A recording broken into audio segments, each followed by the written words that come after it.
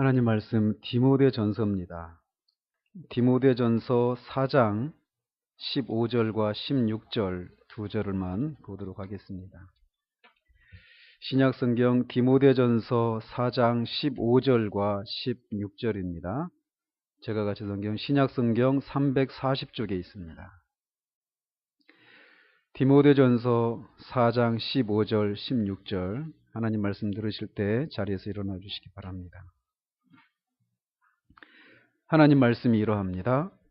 이 모든 일에 전심전력하여 너의 성숙함을 모든 사람에게 나타나게 하라. 내가 내 자신과 가르침을 살펴 이 일을 계속하라. 이것을 행함으로 내 자신과 내게 듣는 자를 구원하리라. 아멘. 오늘은 우리 교회가 설립된 지 1주년이 되는 주일입니다. 시간이 얼마나 빠른지 정말 실감이 나지를 않습니다.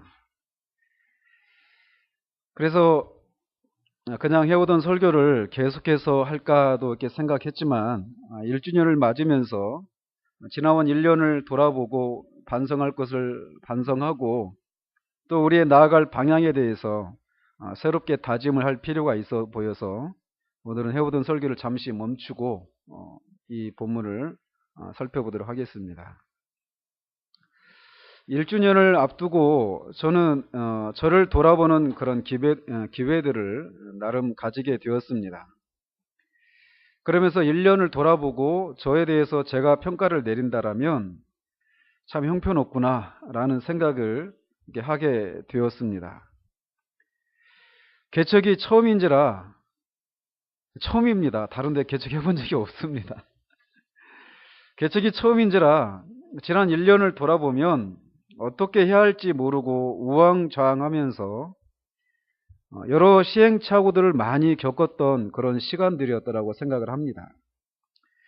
그런 과정에서 제 자신이 얼마나 준비가 안 되었고 자질이나 자격 또 능력에 있어서 얼마나 부족한지, 특별히 여러분을 향해서 얼마나 제가 사랑이 없이 이 일을 계속해 왔는지를 돌아보며 반성하는 그런 시간들을 가졌고 지금도 가지고 있습니다. 오늘 말씀을 들으면서 저뿐만 아니라 여러분도 우리 교회가 어떤 방향으로 나가야만 하는지, 또 그 일에 있어서 우리 각자가 어떤 것에 마음을 쏟아야 할지에 대해서 돌아보는 그런 시간이 되어지기를 바랍니다. 이 디모데전서는 사도 바울이 기록한 것으로 알려져 있습니다. 바울이 제4차 전도 여행을 위해서 마케도니아로 가면서 그의 영적인 아들인 디모데에게 에베소 교회를 돌보도록 지시를 했습니다. 당시 에베소 교회는 영지주의라고 하는 이단과 또 퇴폐적인 유대주의, 또 거짓된 금욕주의의 그런 이단에 둘러싸여 있었던 교회라고 합니다. 그런 교회에 아직은 젊은 사역자인 디모데가 교회를 돌보는 데 있어서 해야 할 것을 기록한 서신이 바로 이 디모데 전서입니다. 그래서 디모데전서 3장 14절 15절을 보면 이렇게 되어 있습니다. 이것을 내게 쓰는 것은 만일 내가 지체하면 너로 하여금 하나님의 집에서 어떻게 행하여야 할지를 알게 하려 함이니 이 집은 살아계신 하나님의 교회요 진리의 기둥과 터니라.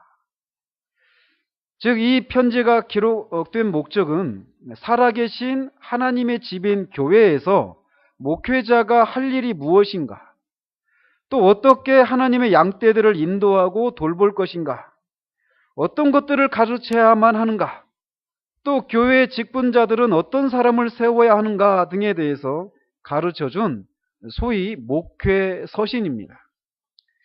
따라서 우리 교회처럼 이제 시작한 지 얼마 되지 않은 교회에 어쩌면 가장 적실한 서신이라고 할 수 있습니다. 따라서 이 서신은, 이 편지는 1차적으로 저와 같은 목회자들이 교회 안에서 어떻게 해야 하는가를 말하고 있지만, 또 이것은 동시에 교회를 구성하고 있는 사람들이 목회자에게 그리고 교회에게 기대해야 할 것이 무엇인가를 말해주는 것이기도 합니다. 그렇기 때문에 이것은 이 목회 서신이 꼭 목회자들에게만 해당되는 성경이다라고 말할 수가 없다라는 거죠. 그래서 오늘은 이 목회자가 교회 안에서 무엇을 해야 하는가, 또는 교회를 구성하고 있는 성도들이 목회자에게 또 교회에게 무엇을 기대해야만 하는가라고 하는 내용 모두를 다룰 수는 없습니다. 그래서 오늘은 이 본문을 중심으로 몇 가지만 살펴보도록 하겠습니다. 사도는 15절에서 디모데에게 이 모든 일에 전심전력하여 너의 성숙함을 모든 사람에게 나타나게 하라라고 말을 합니다. 사도가 말하는 이 모든 일은 무엇일까요? 이것은 물론 그가 앞에서 다루어 왔던 그 모든 일들을 가리킵니다. 그래서 말씀드린 것처럼 이 모두를 지금 오늘 다 다룰 수는 없어요. 그러나 이 4장에서 언급하고 있는 내용들을 중심으로 몇 가지만, 그것마저도 다 살피는 건 아니고 몇 가지만 살펴보도록 하겠습니다. 바울은 먼저 4장 6절에서 이렇게 말을 합니다. 네가 이것으로 형제를 깨우치면 그리스도 예수의 좋은 일꾼이 되어 믿음의 말씀과 네가 따르는 좋은 교훈으로 양육을 받으리라 라고 말을 합니다. 방금 말씀드린 것처럼 당시 에베소 교회는 몇 가지 이단의 위험에 둘러싸여 있었는데 그 중에 하나가 거짓된 금욕주의였습니다. 그래서 그 사람들은 혼인을 금하고 결혼을 하는 것은 경건에 유익하지 않다, 아주 결혼하지 말아야 된다, 이렇게 주장했단 말이죠. 혼인을 금하고 어떤 음식물을 먹으면 안 된다라고 하는 그런 가르침들을 베풀었습니다. 그래서 사도는 이런 내용을 4장 1절에서 5절까지 해서 다루고 있었습니다. 따라서 사도 바울은 이런 거짓된 금욕주의에 대해서 형제들을 깨우치는 일을 해야 한다라고 먼저 얘기를 하고 있는 거예요. 거짓된 가르침을 분별하고 그것이 거짓이라고 하는 것을 깨닫도록 하기 위해서는 목회자가 해야 될 일이 무엇이냐면 바른 가르침이 무엇인가를 가르치는 일을 해야 한다는 겁니다. 제가 전해 들은 얘기로는 이런 위안 딜러들이 있잖아요. 그 위안은행이나 그 달러를 이렇게 외국 지폐를 이렇게 화폐를 취급하는 사람들, 이런 사람들이 이 화폐가 진짜 화폐인가 가짜 화폐인가를 가리는 일들을 하는데, 훈련하는데 어떤 식으로 하느냐면 이 가짜 화폐를 계속 그 연구하고 들여다보는 방식으로 해가지고 이 화폐가 진짜인지 아닌지를 알아내는 이런 일을 하지 않는다라고 합니다. 우리 아이들도 그 1,000원짜리 들고 하나 알았어요. 가지고 이 형광등이나 이렇게 불빛에 딱 비춰보면은 뭐가 비치죠. 이게 뭐가 비치면 진짜고 아니다, 이걸 알아요, 애들이. 그런 것처럼 이 그 외국 화폐가 진짜인지 아닌지를 판별하는 이 사람들도, 구분하는 사람들도 그런 일을 한다라는 거예요. 진짜 화폐만 가지고, 진짜 달러를 가지고 계속 연구한다라는 겁니다. 그래서 진짜 화폐만 계속 다루다 보면은 가짜 화폐를 딱 만나게 되면 탁탁 그게 걸러진다라는 거예요. 가짜 화폐는 종류가 정말 수없이 많을 겁니다. 그 수없이 많은 이 가짜를 분별하느라 시간을 쓰는 것이 아니라 진짜 화폐가 어떻게 되어 있는가, 이것을 계속 연구하다 보면 진짜인가 가짜인가를 딱 분별할 수 있다는 거예요. 그런 것처럼 교회 안에서 목회자가 해야 될 일은 무엇인가? 형제들로 하여금 거짓된 가르침에 빠지지 않도록, 이게 진짜인지 거짓인지를 분별할 수 있는 그런 사람으로 양육을 해야 되는데, 그 일을 하기 위해서는 진짜 가르침을 베풀어야 한다라는 거예요. 따라서 사도 바울은 디모데에게 믿음의 말씀과 좋은 교훈으로 형제들을 양육하라라고 권면을 합니다. 즉, 좋은 목회자는 형제들이 이미 받았고 또 들은 것을 깨우쳐서 기억하게 하는 사람이 좋은 목회자라는 거예요. 그래서 사도 베드로도 베드로후서 1장 12절에서 그러므로 너희가 이것을 알고 이미 있는 진리에 서 있으나 내가 항상 너희에게 생각나게 하려 하노라 라고 말을 합니다. 또 같은 서신 3장 1절과 2절에서 사랑하는 자들아, 내가 이제 이 둘째 편지를 너희에게 쓰노니 이 두 편지로 너희의 진실한 마음을 일깨워 생각나게 하여 곧 거룩한 선지자들의 예언한 말씀과 주되신 구주께서 너희의 사도들로 말미암아 명하신 것을 기억하게 하려 하노라 이렇게 말을 합니다. 또 사도 유다도 그렇게 말을 해요. 5절에서 너희가 본래 모든 사실을 알고 있으나 내가 너희로 다시 생각나게 하고자 하노라. 이미 성도들이 들은 그 메시지들을 다시 기억나도록 하게 하는 일, 이게 목회자가 해야 될 가장 중심적이고 본질적인 일이라는 겁니다. 그 일에 열심을 내는 목회자가 진짜 좋은 그리스도 일꾼이라는 거예요. 그래서 이렇게 사도들이 전한 복음과 교훈을 성도들에게 가르치고 그것을 기억하도록 하고 또 이것을 통해서 거짓된 가르침을 분별해서 그들이 점점 자라도록 하는데 이 목회자의 1차적인 그 사역이 거기에 있다라는 겁니다. 이런 일을 하다 보면 성도들만 양육받는 것이 아니라 목회자 자신도 양육을 받게 된다라고 말을 합니다. 즉 목회자도 이런 측면에서 보면 이미 갖추어진 사람이 아니라 그도 자라가야 할 사람이다라고 하는 것을 우리가 알 수 있겠죠. 자, 이렇게 목회자가 성도들에게 그리스도의 복음을 가르치는 일을 가장 중심에 둬야 한다라고 하는 이 말은 성도의 입장에서도 이런 가르침을 듣는 것을 가장 중시해야 된다라고 우리가 말을 할 수가 있습니다. 이것이 한 사람이 자라는 데 있어서 가장 중요하고 본질적인 요소입니다. 그래서 사도는 먼저 이 일에 사도들이 전한 그 복음, 그 가르침을 우리가 가르치고 배우는데 전심전력해야 한다라고 말을 하고 있다라는 겁니다. 그런 측면에서 우리를 돌아보도록 하십시다. 우리는 말씀을 배우는데 전심전력하고 있다라고 말할 수 있는가? 전심전력한다, 이 말은 영어로 be absorbed입니다. 즉 뭐냐? 어디엔가 흠뻑 빠진다, 이런 의미입니다. 이렇게 전심전력한다라고 하는 것은 어떤 것에 흠뻑 빠져 있는 것을 말하는데 사도는 말씀을 배우는 일에 흠뻑 빠져야 한다라고 말을 하고 있다는 거예요.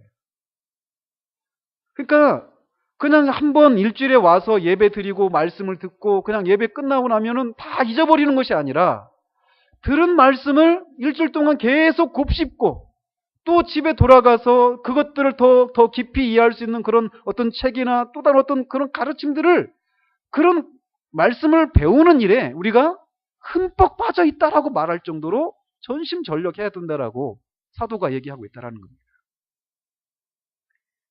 또 사도 바울은 우리가 전심전력해야 할 두 번째 일을 7절에서 말을 합니다. 그는 7절에서 망령되고 허탄한 신화를 버리고 경건에 이르도록 내 자신을 연단하라 라고 말을 합니다. 망령되고 허탄한 신화란 디모데전서 1장 4절에서도 이미 언급을 했던 것입니다. 근데 그게 뭐냐면 유대인들은 족보에 굉장히 관심을 가지고 있다고 합니다. 그래서 그런 유대인 학자들이 당시의 영지주의 이단과 혼합해서 하나님과 인간 사이에 끝없는 족보가 있다라고 생각을 해서 구약에 나오는 인물들에 대해서 에녹이고 아브라함이고 모세고 이런 그런 구약의 그런 인물들을 성경에 안 나와 있는데 그들의 어떤 족보를, 가상의 족보를 만들었다고 합니다.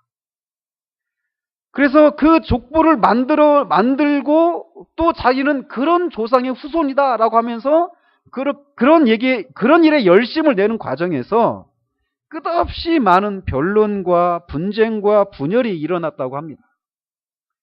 사도 바울은 그런 일을 망령되고 허탄한 일이다라고 말을 합니다.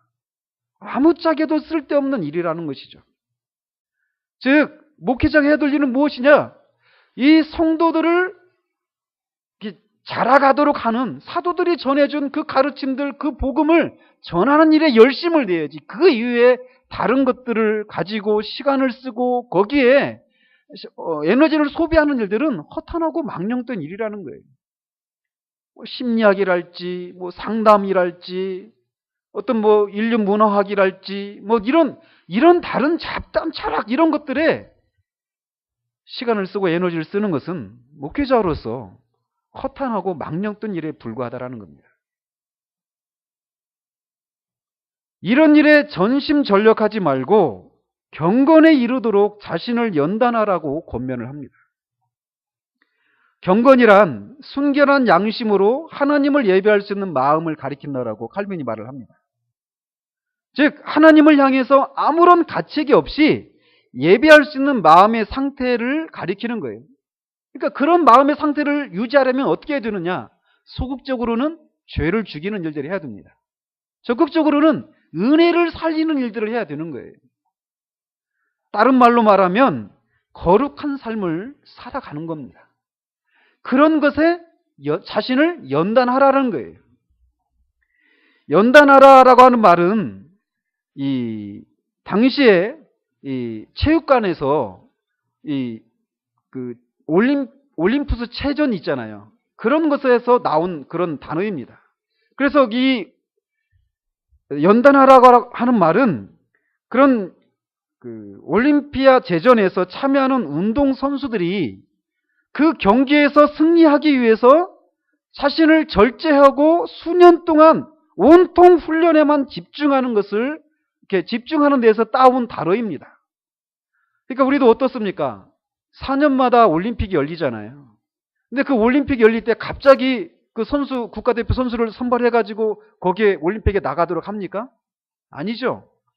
그들을 국가대표 선수로 선발하고 나서 그들을 태릉 그 선수촌에 이렇게 집결해 놓고 외부와 연락도 끊고 작년에 그 런던 올림픽 때 보니까 뭐 몇 년 동안 외출조차 안 하고 계속 4년 동안 그 한 가지 올림픽 경기에서 메달을 따기 위해서 그렇게 피지땀을 흘리면서 막 애를 썼다라고 하는 그런 기사를 우리가 읽잖아요. 그런 것을 염두에 두면 됩니다. 그렇게 올림픽 경기를 앞두고 있는 선수들이 그 메달을 따기 위해서 막 먹고 싶고 입고 싶고 만나고 싶고 막 눕고 싶고 사람들과 즐거운 시간을 보내고 싶은 이 모든 것들을 다 뒤로하고 그 한 가지에만 다 집중하는 것처럼 그렇게 하라는 겁니다. 연단하라라고 하는 이 말이. 되는 대로 사는 것이 아니라 경건에 이르도록 하기 위해서 그렇게 자신을 매진해야 한다는 거예요. 왜냐하면 육체 연단은 약간의 유익이 있으나 경건은 범사에 유익하니 금생과 내생에 약속이 있기 때문이다라고 말을 합니다. 올림픽에 참여하는 운동선수가 그 경기에서 우승을 해서 금메달을 따면 어떤 유익이 있죠. 그래서 우리나라에서도 올림픽에서 메달을 따면 남자 선수 같은 경우는 뭐 병역 면제가 되기도 하고 또는 메달을 따면은 굉장히 유명해집니다. 유명해지면 여기 뭐 포상금뿐만 아니라 여기저기에서 방송에 불려 나가고 광고에 등장하기도 하면서 수억에서 수십억에 이르는 그런 돈을 그런 수입을 올릴 수도 있습니다. 그런 것들을 생각해 보면 아이고 이거 육체의 연단도 이 유익이 짭짤하구만 이라고 생각할 수 있을지 모르겠습니다. 그러나 육체의 연단을 통해서 얻는 유익은 잠시 동안 얻는 유익에 불과하다라고 말을 합니다. 그 육체 연단이 유익이 전혀 없는 것은 아니라는 거예요. 약간의 유익은 있다라는 겁니다. 여기서 말하는 약간의 유익은 그 유익이 조금이다 이런 말도 있지만 잠시 동안만 유효한, 잠시 동안만 누리는 유익이다 이런 의미도 있습니다. 즉 육체의 연단을 통해서 얻는 유익은 아주 조금이고 잠시 동안에 불과한 것이라는 거예요. 그러나 이에 비해서 그 경건의 유익은 그렇지가 않다라는 것입니다. 폴 워셔 목사님이 이 부분을 설교하면서 육체의 연단을 이렇게 비유를 합니다. 그러면서 이 올림픽 경기에서 이 100m 달리기를 하는 것에 이렇게 비유를 합니다. 우사인 볼트가 9초 56인가? 이게 세계 기록입니다. 10초도 안 됩니다. 100m를 달려가는데. 한 20초 걸릴 것 같은 요즘 같으면. 근데 그 10초도 안 되는 시간을 달려가기 위해서 그 짧은 순간을 위해서 우사인 볼트가 그런 육상 선수들이 보통 4살 또는 5살 때부터 그 한 가지만 놓고 그렇게 매진을 하는 겁니다. 그냥 몇 개월 잠시 반짝하는 것이 아니라 4살, 5살, 뭐 김연아도 보십시오. 다 어린 나이서부터 친구들도 못 만나고 계속 거기만 매달리는 겁니다. 그렇게 수십 년 동안, 십수년 동안 그 9초 또는 10초 그 짧은 순간을 위해서 모든 것을 절제하고 100m를 막 그렇게 달려가는 겁니다. 거기서 끝이라는 거예요. 그게 육체의 연단이 가지고 있는 특징이라는 겁니다. 그렇게 수년 동안 예를 썼지만 그 결과가 그냥 단지 유도 경기는 5분 그냥 뭐 그 짧은 순간에 불과하다라는 거예요. 그 우승자에게 금전적인 보상과 명예가 주어지지만 그 유익은 경건의 유익과 비교하면 약간 또는 잠시라는 말밖에 할 수가 없다는 겁니다. 왜냐하면 경건의 유익은 금생에서만이 아니라 내생에서도 유익하기 때문이다라고 말을 합니다. 경건한 삶을 사는 사람은 이 땅에서도 금생에서도 하나님과 더불어 삶으로써 은혜가 넘치는 평화로운 삶을 살 수 있습니다. 이 말이 경건하게 사는 사람들은 모든 것이 잘 되고 아무런 걱정 근심 없이 고난이 없이 평안한 삶을 산다 이런 말은 아닙니다. 경건이 금생에 유익이 있다라고 말했던 사도 바울 이 사람이 디모데후서 3장 12절에서 또 이렇게 말을 해요. 무릇 그리스도 예수 안에서 경건하게 살고자 하는 자는 박해를 받으리라. 경건하게 사는 자들은 금생에서 유익을 얻는다 이렇게 말했던 사도가 경건하게 살고자 하는 자들은 박해를 받는다라고 말하고 있다는 거예요. 즉, 이 땅에서 우리가 누리는 은혜와 평강, 경건한 삶을 삶으로 하나님과 동행함으로 인해서 우리가 누리게 되는 은혜와 평강은 치열한 싸움 속에서 누리는 은혜와 평강이라는 거예요. 십자가를 지는 가운데 누리는 평화라는 것입니다. 따라서 이 평강은 세상이 알 수도 없고 줄 수도 없는 것입니다. 세상이 아는 평강은 모든 것이 다 잘 될 때 오는 것입니다. 그래서 세상은 그런 조건들을 갖출 때 평강을 얻을 수 있다라고 말을 합니다. 그렇기 때문에 세상은 육체의 정욕을 추구합니다. 그런 것이 채워져야 평강이 주어진다고 생각하기 때문에 그렇습니다. 또한 눈에 보기에 좋은 것들을 추구하고 다른 사람들에게 자랑할 만한 소유나 어떤 성취나 업적을 이루기 위해서 전심전력합니다. 그런 것을 얻어야만 평강을 누릴 수 있다, 만족을 누릴 수 있다라고 생각하기 때문에 그렇다라는 것이죠. 그러나 그리스도인이 누리는 평강은 세상이 추구하는 것들이 없어도 누릴 수 있는 평강입니다. 자족하는 마음이 있으면 경건은 큰 유익이 되느니라 라고 사도 바울은 말합니다.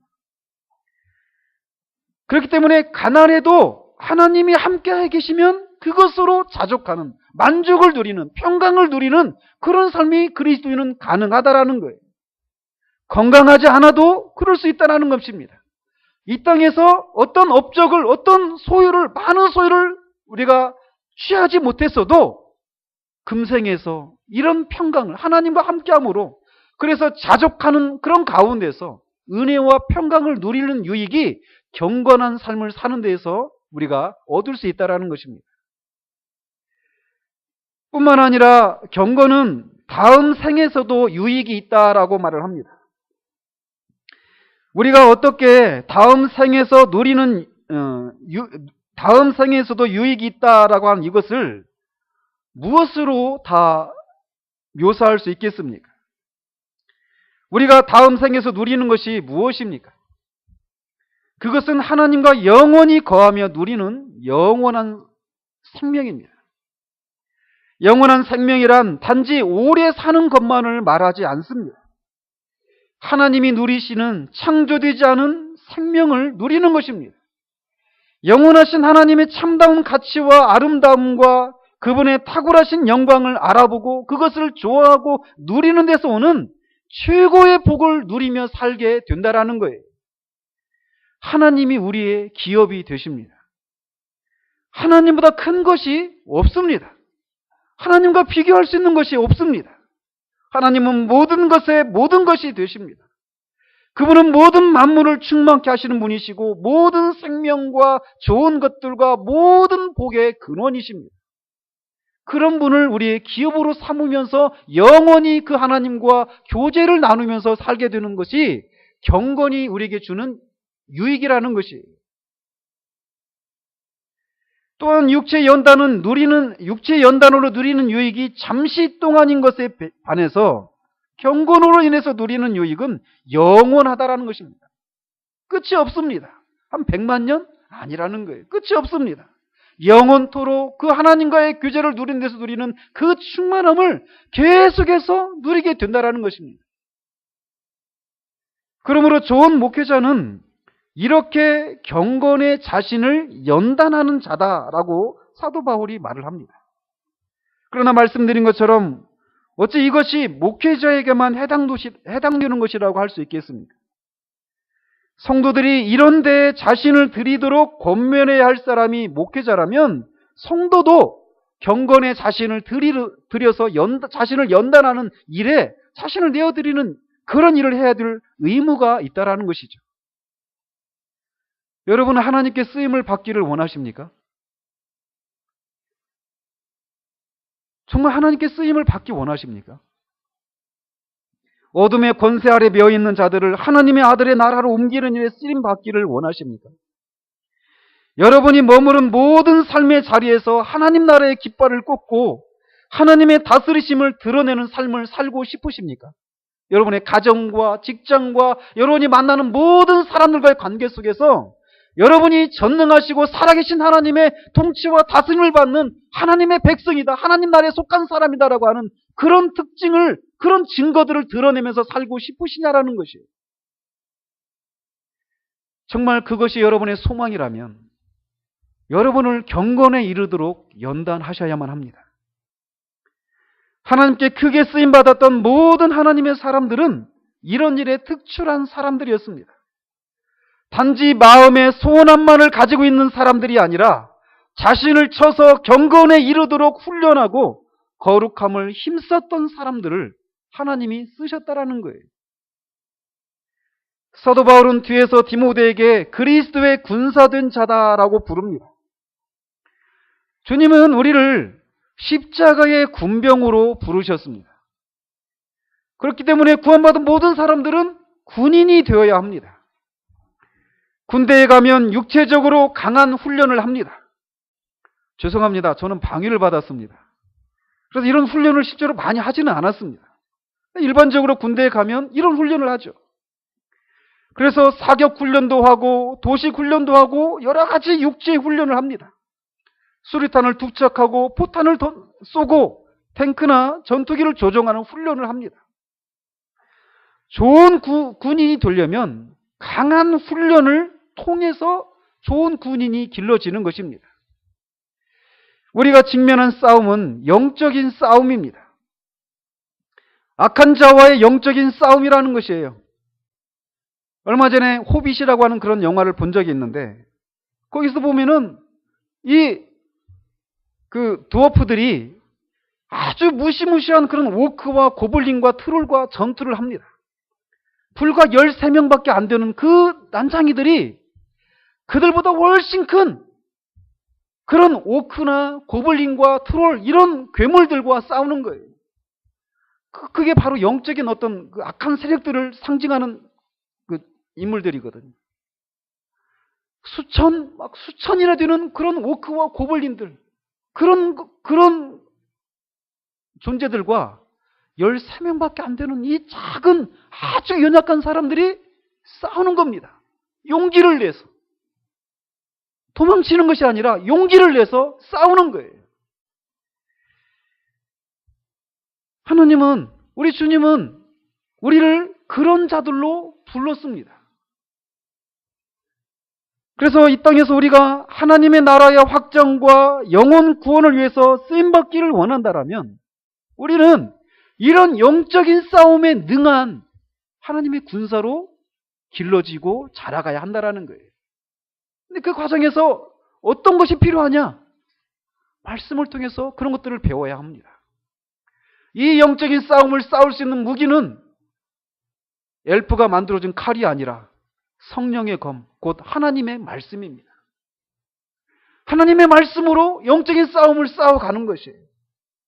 하나님의 말씀으로 영적인 존재들이 왜 생겨났고 그들과 싸우기 위해서는 무엇이 필요한지, 어떻게 싸워야 되는지, 영적인 싸움에서는 어떤 위험이 있는지, 이런 것들을 계속해서 배워야 한다는 것입니다.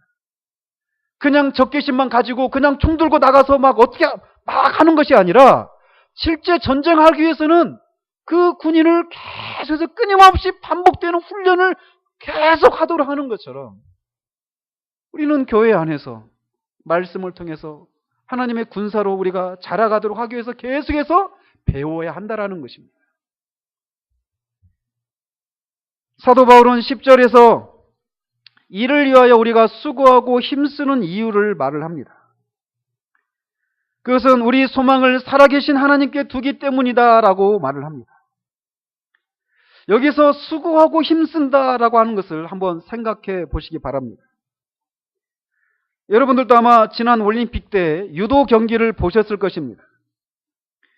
5분 경기지만 그들이 그 5분이 다 되었을 때 그들이 아직도 막 힘이 펄펄 남아있는 사람을 본 적이 있습니까? 5분이면 굉장히 짧습니다. 굉장히 짧은 시간인데 그 경기를 하면서 5분이 다 되어갔을 때에는 두 선수가 완전히 막 탈진을 해 있는 그런 모습을 우리가 보게 됩니다. 왜냐하면 서로 붙들고 넘어뜨리려고 하는 그런 과정에서 서로가 혼신의 힘을 다하기 때문에 그렇습니다. 그런데도 마지막 순간에 젖먹던 힘까지 다해서 상대방을 넘어뜨리려고 할 때 그때 그 탈진한 모습, 그게 바로 힘쓰고 수고한다라고 하는 표현에 가까운 그런 모습일 것입니다. 경건에 이르는 연습은 이렇게 우리의 육신을 해치는 일일 수도 있습니다. 그래서 대체적으로 경건한 삶을 살았던 사람들은 단명했습니다. 건강하지를 못했어요. 자신을 부인하고 자신의 육체를 쳐서 복종하게 하고 기도에 자신을 내어주고 하나님의 사역에 혼신의 힘을 다한 사람들은 마지막에 많은 연약함 가운데 사로잡히게 되었습니다. 그들이 왜 그렇게 했습니까? 그들의 소망을 살아계신 하나님께 두었기 때문에 그렇습니다. 살아계신 하나님께 소망을 두고 가는 길은 만만하지가 않습니다. 그 길에 들어서는 문은 좁습니다. 그리고 그 길은 좁은 길이어서 많은 사람이 찾지 않고 외로운 길입니다. 때로는 푸른 초장과 쉴만한 물가와 같은 곳이 있기도 합니다. 그래서 우리는 그곳에서 기쁨과 환희를 누리기도 합니다. 그러나 그런 길로만 계속 되어 있는 것은 아니라는 것이에요. 때로는 우리는 사망의 음침한 골짜기와도 같은 길을 걸어가야만 합니다. 찾는 사람이 적기 때문에 사람들로부터 고립되어 자신이 가는 길이 맞는 것인지에 대한 회의가 들 때도 있습니다. 때로는 고난의 산을 통과해야 할 때도 있습니다. 철로역정에서 크리스찬이 허영의 시장을 지날 때 시장 상인들이 파는 물건들을 사지 않고 자신들을 정죄했다라고 하는 그런 누명을 쓰고 억울한 재판을 받는 것처럼 우리는 이 사상을 지나면서 아직도 멸망의 성에 갇혀있는 세상 사람들로부터 멸시와 조롱과 박해를 받을 수도 있습니다. 아니, 그런 것이 분명히 있습니다. 그래도 믿음으로 참고 갈 수 있는데 어떤 때는 어떤 영문인지 모르지만 주님으로부터도 아무런 음성도 들리지 않는 영혼의 고독을 겪기도 합니다. 사방이 막히고 도무지 피할 길이 없는 것 같은, 혼자서만 굳이 가지 않아도 되는 길을 가는 것 같은 외로움에 사로잡히기도 합니다. 그리고 교회 역사 가운데서 많은 사람들이, 아니 지금도 하루에 500명 이상의 사람들이 그렇게 하나님께 소망을 두고 가는 그 길에서 순교의 피로 사라지기도 합니다. 또는 절망 거인이 살고 있는 의심의 성에 갇히기도 합니다. 그래서 크리스천이 그 의심의 성에 갇혀서 아침 저녁으로 그 절망 거인에게 막 엄청나게 매를 맞습니다. 모든 빛이 다 차단되고 지하 감옥에 갇혀 있습니다. 크리스찬이. 그래서 아침 저녁으로 들어와서 절망 거인이 엄청나게 막 때리는 거예요. 근데 아무런 소망이 없습니다. 거기서 벗어날 수 있는 소망이 없어요. 그래서 절망 거인의 부인인 망설임이 던져진 그 자루를 크리스찬이 바라봅니다. 그 자루 안에는 칼과 밧줄과 병이 담겨 있습니다.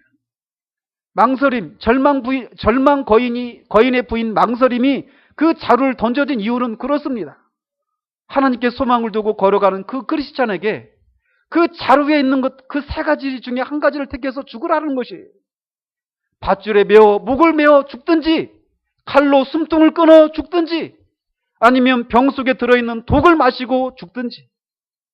너는 이 절망의 성에서 빠져나갈 수가 없다 라고 말하면서 절망 거인이 그렇게 절망 거인으로부터 끊임없이 두들겨 맞는 그 크리스찬처럼 하나님께 소망을 두고 가는 길은 정말 우리가 아무런 소망이 없는 그런 절망의 늪에 빠져 있을 때가 있다라는 거예요.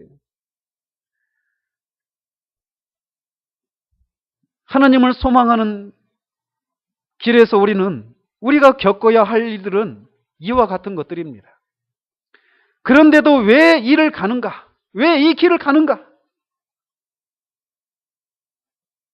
그 길 끝에 그들의 소망을 이 땅에 있는 그 무엇이 아니라 살아계신 하나님께 두기 때문에 그렇습니다. 그 길 끝에 아무것도 없는 것이 아니라 그들을 기다리는 주님이 그들을 맞으시기 위해서 두 팔을 벌리고 계시다는 것을 그들이 소망하고 알기 때문에 그렇습니다. 하나님이 여러분의 유일한 소망이십니까? 그 하나님을 갈망하십니까? 자신이 세상의 더러운 것과 그렇게 하나님께 소망을 두고 가기 때문에 세상의 더러운 것처럼 취급받고 만문의 찌꺼기가 된 것 같은, 사람과 천사들의 구경거리가 된 것 같은 그런 상황 가운데 처한다 할지라도 하나님이 나의 유일한 소망이시기 때문에 기꺼이 나는 이 길을 가겠습니다라고 말하는, 그래서 그 길을 가는 길에 여러분 자신을 경건에 이르도록 연단하고 치고 복종하는 일들을 하고 있느냐라는 것이에요. 우리는 이 일에 전심전력해야만 합니다. 그러므로 한번 신앙에 대해서 진지하게 우리는 고민을 해야만 합니다. 우리가 사는 시대는 모든 것이 뒤틀리고 어그러진 시대입니다. 예수 믿고 이 땅에서도 팔자 한번 고쳐보겠다고 생각하는 사람들이 교회 안에 넘쳐납니다. 또 그런 가르침들이 교회 안에 넘쳐나고 있는 시대입니다. 그러나 성경은 하나님께 소망을 두고 가는 길은 우리가 살고 있는 시대에 그 많은 사람들이 헛되게 상상하고 있는 그런 삶이 아니다, 그런 길이 아니다라고 말을 합니다. 그럼에도 불구하고 사도는 이 모든 일에 전심전력하라고 말을 합니다. 경건에 이르는 일에, 하나님을 알고 그리스도가 하신 일을 아는 일에 우리는 전심전력해야 합니다. 도대체 저 사람들은 저 안에서 무엇을 하고 있지라고 하더라도 우리는 다른 것이 아니라 이 모든 일에 흠뻑 빠져야만 합니다. 뿐만 아니라 이렇게 흠뻑 빠진 결과 우리가 성숙한 사람들이 되었음을 모든 사람들에게 나타나게 해야만 합니다. 오늘날 교회 안에는 그리스도 안에서 유아 상태에 머물리는 사람들이 너무나 많습니다. 예수를 믿은 지 오래여서 교회에서 중직을 맡고 있기도 하지만 경건에 이르는 연습에 자신을 들이고 하나님께서 그리스도를 통해서 하신 일을 아는 지식에서 잘하는 일에 너무나도 낮은 수준에 머물리는 사람들이 너무나 많다라는 거예요. 성령의 검을 가지고 있지만 그것을 어떻게 사용하는지도 모르고 사탄과 영적인 싸움이 늘 벌어지고 있지만 싸우고 있는 사람 등에 엎혀서 있는 어린 신자들이 너무나 많다라는 것입니다. 물론 간 믿은 사람들은 이렇게 어린 상태로부터 출발을 합니다. 그러나 오래되면, 예수님을 믿은 지 오래되면 우리는 마땅히 자라야만 합니다. 군사로 자라야만 합니다. 자라는 것은 하루아침에 큰 은혜를 맛보는 것을 통해서 이루어지지 않습니다. 오랜 세월을 통해서 자라는 것이에요. 그 자라는 일에 가장 중심에 무엇이 있는가? 하나님의 말씀을 배우고 가르치고 살피고 연구하는 그 일입니다. 우리는 이 일을 계속해야 한다라는 거예요. 복음을 아는 지식에 열심을 내야만 합니다. 그저 교회 마당만 열심히 밟고 다닌다고 해서 되지 않습니다. 열심히 기도만 하는 것으로도 되지 않습니다. 이런 것이 다 필요하지만 이것만으로 되지 않는다라는 거예요. 우리는 하나님의 말씀을 연구하고 흠뻑 빠져 있다라고 말할 정도로 배워야 합니다. 그리고 경건에 이르도록 우리를 연단해야만 합니다. 그 말씀으로 우리 자신을 살피는 일에 열심을 내고 그 말씀을 따라 살아야만 합니다. 우리는 이제 겨우 1년을 보냈습니다. 말씀드린 것처럼 또 여러분이 지켜보신 것처럼 저도 역시 아직 어립니다. 그래서 저도 자라가야만 합니다. 우리 모두가 과히 군사라고 불릴 수 있는 사람들로 자라가야만 합니다. 환경에 요동하지 않고 모든 상황 속에서 살아계신 하나님께 소망을 두며 흔들리지 않는 사람으로 자라가야만 합니다. 자기 자신만을 챙기는 것이 아니라 아직 어린 신자들을 세워주고 그들을 영적으로 지도할 수 있는 사람으로 자라가야만 합니다. 이 일을 행해 나가는 동안 우리는 때로는 메마른 사막과 같은 시기도 지날 것입니다. 우리의 눈에 눈물이 마르고 예배에는 아무런 감격이 없는 때도 지날 것입니다. 주님이 우리와 함께 하신다라고 하는 그런 것을 느끼지 못하는 그런 적막한 시기도 지날 수 있습니다. 그러나 그런 때에도 우리는 옳은 길을 가야만 합니다. 각자에게 맡겨진 자리에서 각자에게 맡겨진 일들을 감정의 상태가 어떠하든지 믿음으로 묵묵히 행해 나가는 과정을 밟아 나가야만 합니다. 저도 강단에 올라올 때마다 씨름을 하면서 올라옵니다. 때로는 말씀을 전하는데 아무런 준비되지 않은 심령의 상태를 가지고 올라옵니다. 그래도 올라와야만 합니다. 그리고 또 전해야만 합니다. 저도 작은 부분에서 그런 싸움들을 해야 한다는 것이죠. 우리가 각자의 자리에서 그런 싸움들을 해야만 합니다. 그래서 우리가 준비되어지면 하나님은 사람들을 붙여주실 것입니다. 그러므로 여러분 중에 아직 이 길에 들어서지 않은 분이 있으시다면 이 길에 들어서기 위해서 필요한 것이 무엇인가를 들으시기 바랍니다. 하나님께 소망을 두고 가는 이 길에 들어서려면 여러분들은 반드시 십자가의 언덕을 지나야만 합니다. 십자가의 언덕을 지나며 여러분이 지고 있는 수고하고 무거운 죄짐을 내려놓아야만 합니다. 죄의 짐을 지고는 이 싸움을 싸워 나갈 수가 없습니다. 그러므로 반드시 여러분은 십자가의 언덕에서 여러분이 지고 있는 수고하고 무거운 죄의 짐을 내려놓아야만 합니다. 그리스도를 바라보십시오. 그리스도의 십자가를 바라보십시오.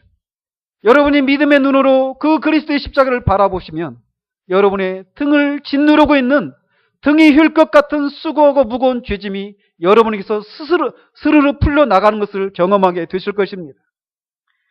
또한 여러분은 그 십자가 언덕에서 여러분이 입고 있는 더러운 자기의의 옷을 벗어야만 합니다.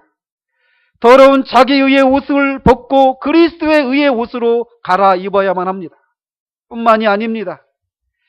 그 길에서는 말씀드린 것처럼 싸움이 있습니다. 그 싸움은 혈과 육에 속한 싸움이 아닙니다. 그 싸움은 이 세상 주관자와 어둠의 영들과 공중에 있는 악한 영들을 향한 영적인 싸움입니다. 그러므로 그 싸움을 싸우기 위해서는 하나님의 전신갑주를 입어야만 합니다. 또 그 싸움을 해나가는 과정 가운데서 여러분이 필히 지참에 들 것이 있다면 약속의 두루마리, 곧 하나님의 말씀입니다. 그 크리스찬이 절망 거인의 그 흠씬 빠져 있어서 내가 이렇게 사느니 차라리 죽는 게 낫겠다. 그렇게 해서 죽음을 생각하는 그 순간에 그가 거기에서 빠져나올 수 있었던 것은 무엇이냐? 약속의 열쇠입니다. 말씀 속에 담겨있는 약속의 말씀의 열쇠를 가지고 그 어둠의 그 절망과의 성을 문을 열고 나올 수 있었던 것이에요. 그러므로 우리는 다른 무엇보다도 이 일에 열심을 내야 한다라는 것입니다. 하나님의 말씀을 배우고 이 하나님의 말씀으로 살아계신 하나님이 계신 천성을 향해 가는 길에서 겪게 될 것에 대해서 계속해서 우리는 배워가야만 한다라는 것입니다. 주 안에 사랑하는 여러분, 우리가 이 일에 계속해서 전진해 나가도록 하십시다. 가는 과정에서 우리는 다 위로가 필요하고 격려가 필요한 연약한 자들입니다. 거기에 저도 포함이 됩니다. 우리 모두가 위로가 필요하고 서로를 위한 도구와 중보가 필요합니다. 이런 삶을 살아가는 것이 우리를 구원하고 다른 사람들을 구원하는 길입니다. 이 일을 계속하십시오. 그래서 이 길 끝에 정말 수고했다라고 말하며 두 팔을 벌리고 계시는 주님의 품에 우리가 안길 때까지 이 일을 계속해 나가는 저와 여러분과 우리 교회가 되어지기를 우리 주님의 이름으로 축원드립니다.